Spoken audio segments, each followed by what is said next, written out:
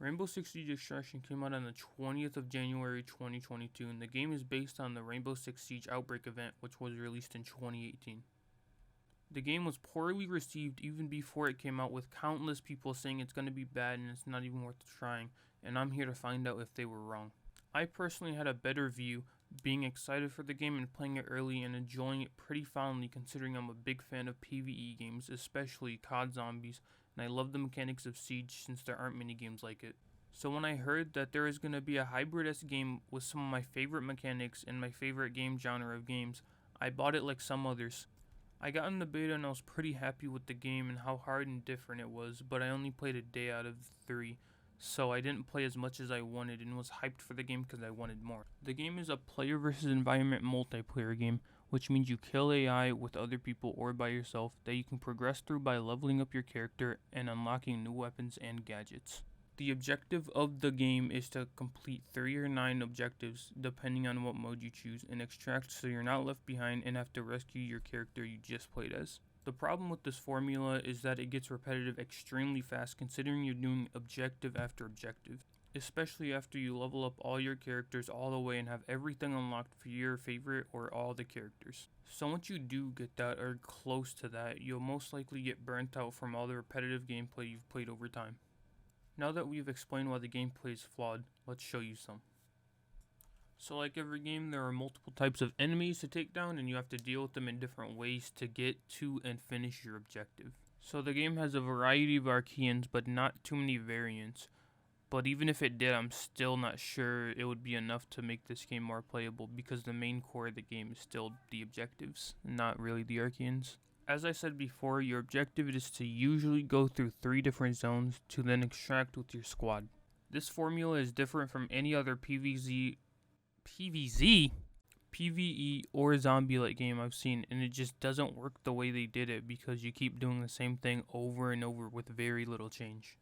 Sure, you'll get different objectives and different maps, but after you've played it all, it just never gets any better. The objectives themselves are pretty standard and never seem to have any variety to them. You do your objective, then move on to the next, repeat 2 more times, and then extract.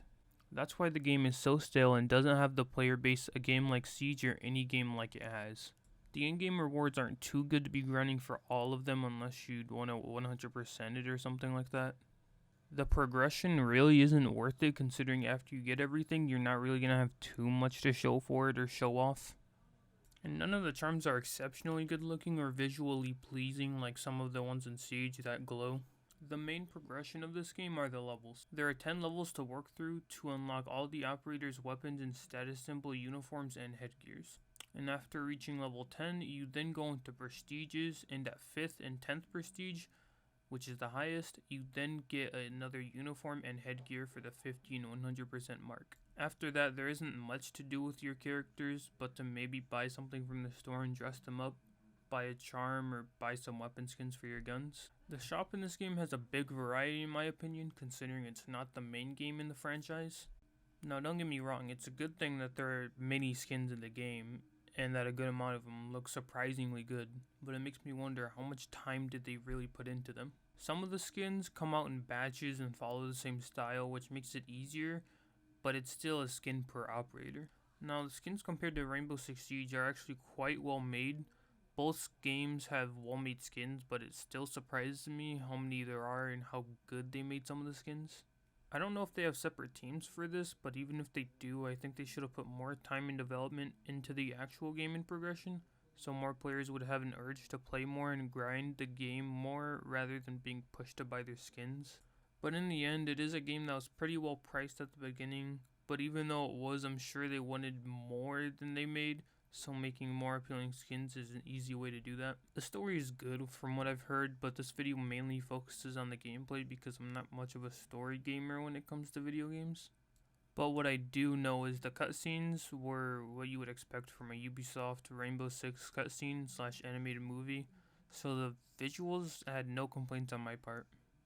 But if you would like to learn more about the story, I would recommend watching the video by Kudos. I think he does a good job in explaining everything in a short video that I'll link below. One of my biggest complaints personally is that it doesn't update with the normal game of Siege, which means the guns are usually not the same in both games. This wouldn't be too much of a problem, but some people like me sometimes use this game to test my aim, considering it's supposed to be the same game with the same guns and scopes. So when you have inconsistent gun sprays and sights between both games, it gets a bit annoying when you're trying to learn it or just have fun and choose a sight that you like using. Also, the movement change with the new update in Siege, from what you can guess, is not in this game, so you feel a lot faster than you do in Siege.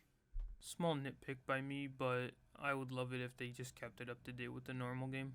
The ranked system in this game is a bit of a joke. Now, there's a new protocol every week, and almost every time I usually get the highest rank in 1 to 3 tries. The only difference between the normal game and the ranked mode is there's 9 objectives instead of 3. That's it. I just wish it was more of a challenge and didn't have to rely so much on your team, but like Siege, it is a team-based game, so I kinda understand that. But I wish they changed it up a bit and the rewards felt more rewarding, because none of them look or feel good when you get them. Now, there have been a few events like an R6 has had, and they're for the most part as terrible as the rank system. I think I liked one event where it was dark and your light that can see through walls is also a flashlight. You had to turn the power back on, was a little enjoyable and different, but other than that, I can't think of another one that I enjoyed. Most, if not all, the rest are just reused objectives that are made into an event which looks a little different and are longer, and that's my problem with them. The only good thing that comes with them are the rank charms that you can get by playing Maelstrom, but even those look bad. They remind me of the early rank charms in Siege, but even those are better in my opinion. I just wish they would care more about the long-term player base rather than making skins and making money, because I really enjoyed my time on this game and still do every once in a blue moon, but it just has never felt the same since beta. There is a lot of content and a bit of progression to go throughout the game, but none of it really feels rewarding or fun. The idea seemed fresh, the game seemed harder, the main core was progression and not skins. Just seemed like a game that could have gone on longer instead of being forgotten like it is today. Now, if I despised this game, I wouldn't be here making this video right now and telling you all about it.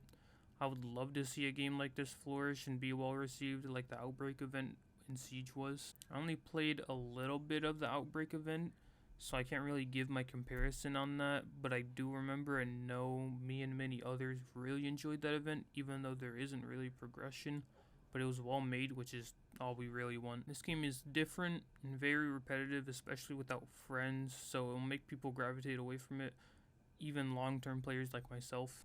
It's just too boring, easy, repetitive, and slow at times to really be a game that most people will go back to often. I wish this would change, and I'm sure a lot of other fans would too. But that's just my opinion, and I would love to hear yours in the comments if you feel similar or different. And yeah, I hope you enjoyed listening to my rambling, and thank you for watching.